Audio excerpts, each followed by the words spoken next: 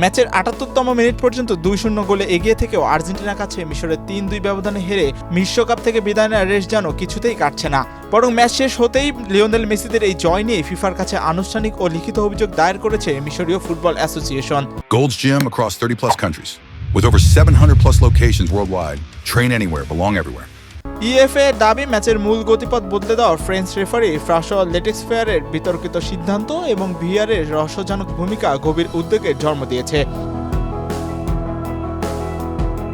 এদিন ম্যাচের শেষ মুহূর্তে আর্জেন্টিনার জয়সূচক গোলের পর ক্ষোভে ফেটে পড়েন মিশরের প্রধান কোচ হোসেম হাসান, যা আসলে বর্ণবাদের বিরুদ্ধে ফিফার অফিসিয়াল প্রতিবাদের প্রতীকও ছিল। ম্যাচ শেষে ক্ষোভ উগড়ে দিয়ে মিশরীয় এই কোচ বলেন, রেফারি চরম অন্যায় করেছেন। পুরো একটি জাতির পরিশ্রম তিনি এভাবে নষ্ট করতে পারেন না। ট্রফিটা যেন আর্জেন্টিনার দিকে ঠেলে দেওয়া হয়েছে।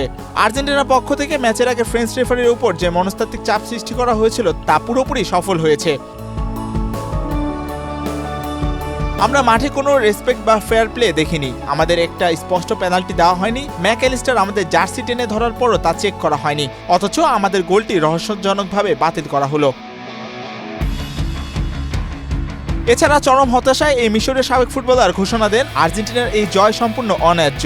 আমি প্রতিজ্ঞা করছি দেশে ফিরে এই বিশ্বকাপের একটা ম্যাচও আমি আর দেখব না, কারণ এখানে কোনো ন্যায় বিচার হয়নি।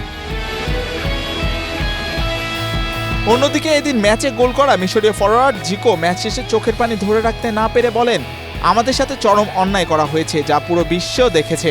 যদিও সাবেক রেফারিদের মতে কারিগরি দিক থেকে ফিফার এফএপি আইন মেনেই মিশরের গোল বাতিল করা হয়েছিল, তবে সিদ্ধান্তটি এতটাই বিরল ও অস্বাভাবিক ছিল যে বর্তমানে যা বিশ্বমঞ্চে রেফারির নিরপেক্ষতা নিয়ে এক বিতর্ক রেখেই যাচ্ছে।